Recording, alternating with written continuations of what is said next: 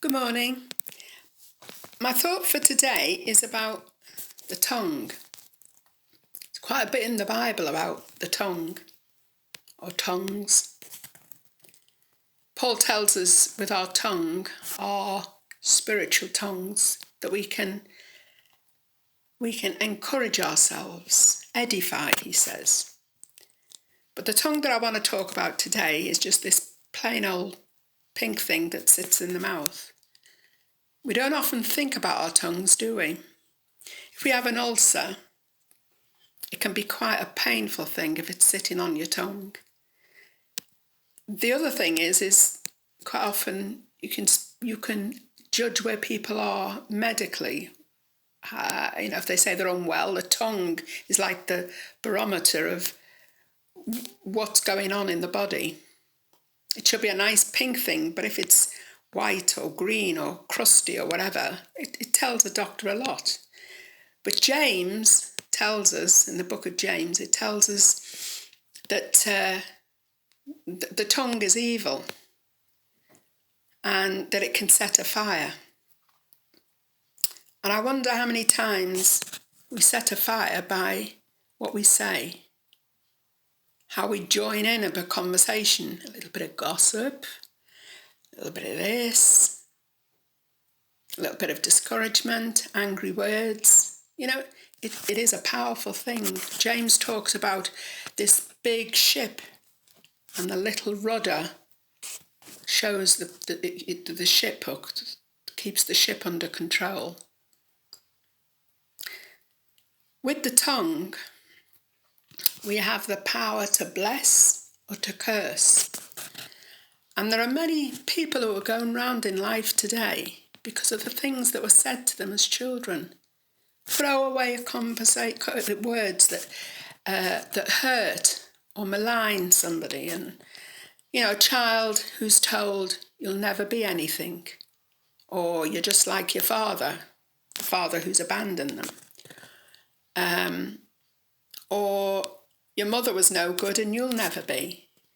Those things, it's the tongue that says those things, and those things plant a really negative seed sometimes in a child's life, and they grow up, they never think about themselves as being worth anything. They tend to alcohol or drugs, and quite often it's all about a word that's said to them as a child. But we have the power to bless. We have the power with our tongues to build bridges, to encourage, to edify, to lift people up, to bring people together, to shed wisdom on a situation. That's the power we have as Christians. How we can use our tongue to change lives, to build a community. In our prayer, we're encouraged to speak in tongues in our prayers. But this tongue that we're talking about today is our everyday attitude, language. I'm hearing that because of domestic violence, a lot of women's shelters are just overwhelmed. What was said in those conversations to those women? What have they run away from? What have they heard? What has hurt them?